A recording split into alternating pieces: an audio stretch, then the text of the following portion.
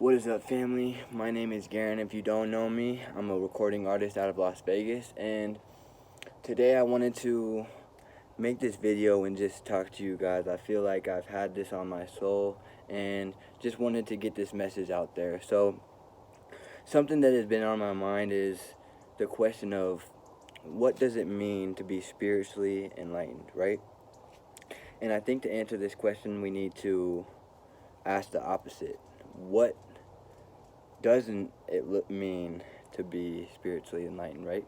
And for me, what that means is someone who lives only within the third dimension, only within the realm of senses and what we can feel, smell, touch, etc., right? And so spiritual enlightenment starts off as a shift in thought, right? And there's a phrase that I've heard over the years that is a biblical phrase, and it says, God said that we can have what we say, yet we are saying what we have, right? And to put this in more perspective, we'll talk about something like dreaming. And when we talk about dreaming, we understand that within the dream realm, within the dream world, anything is possible. We can do anything. All of our desires can and will be manifested, right? And so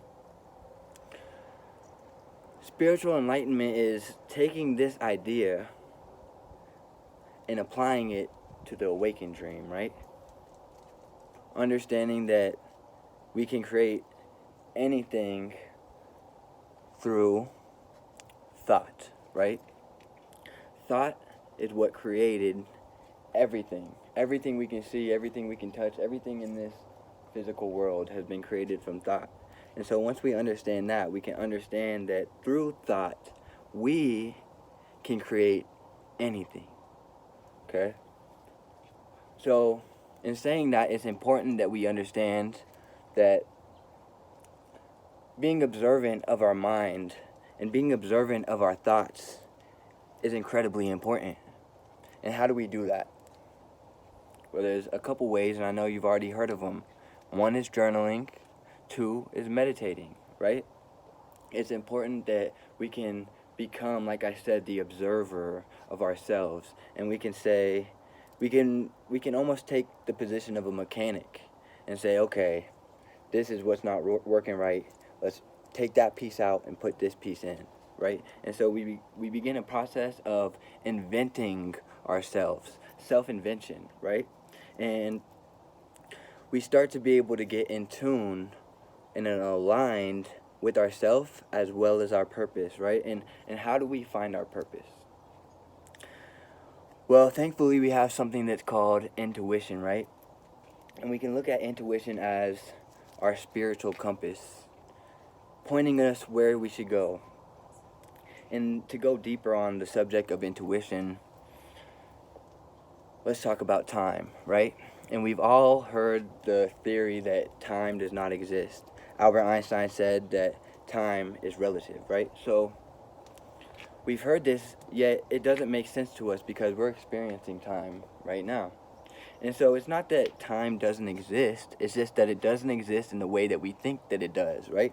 And how do we think that it does? Well, we think that it moves linearly, right? I don't even know if that was a word, but we think it moves in a linear fashion, right? Past, present, future, okay? And so let me tell you something. Okay. So when we start to get into this theory, we start to think about our infinite self, right? And our infinite self is our soul, our spirit, our consciousness, and that's the real self, right? So we have the infinite self and the individual self, and we're in constant dynamic exchange between the infinite self and the individual mind, right? And through this process, we understand that the soul, the infinite body, is not attached to time, right? And so this is important to realize when we're thinking about something like intuition.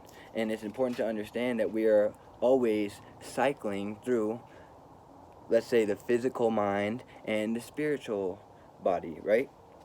And so, boom. So we understand that also in the infinite mind and the infinite body, time does not exist, right? So, boom. So, now, going back to time being linear, there's quantum science that has, or quantum physics that has shown basically, and so this is what quantum physics is in quantum science. It's atoms as small as we can study, right? So when we're talking about quantum physics, they have studies that have determined that future particles affect past particles, okay? So that starts to rip apart the theory that time is linear, right? Because we have future particles affecting past particles, okay? So now when we jump back to intuition and we say, for example, we're leaving the house and we have a feeling, an intuitive feeling, a message that says, grab the phone, right? Grab the phone. And we ignore the message and we just leave the house, right? When we get to where we're going, whether it be school, work, whatever, our boss or our teacher says, okay, you guys can pull out your phones today. And in that moment, now we say, damn, I knew I should have brought my phone, right? And so what if, understanding everything that we just talked about, that feeling of, damn, I should have brought my phone, was the exact feeling that said, hey, bring your phone, right? And we start to realize, okay, time doesn't move like this, it moves like this, right? But we knew that time was infinite, right? And so when we start to have this understanding and we start to apply this understanding to our perspective, we start to, we start to be able to be more in tune with our intuition. We start to trust our gut and feel confident in doing so, right?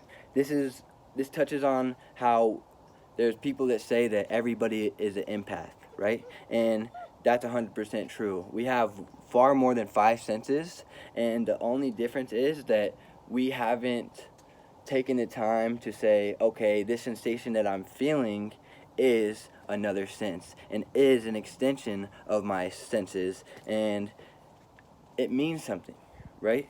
And so when we can start to follow this intuition, when we can start to find our purpose, when we can start to, through fourth dimensional thinking and understanding that we can take things from thought, the unmanifest, to the physical realm, the manifest, right? And so now it's a process of doing this consciously and doing this within the best of our abilities, right? And as we continue and as we develop, we'll continue to find more meaning in what these words are even saying, right? And I think that every single one of you has the ability to, and I know that. And so what's important to me is I just wanted to put this information out there so that you guys can take it in, see what you think. I'm down to have conversations to communicate on questions or etc. But when we start to change this perspective, that's when spiritual enlightenment begins to really begin, right? Thank you guys all so much for watching, especially if you watch to the end.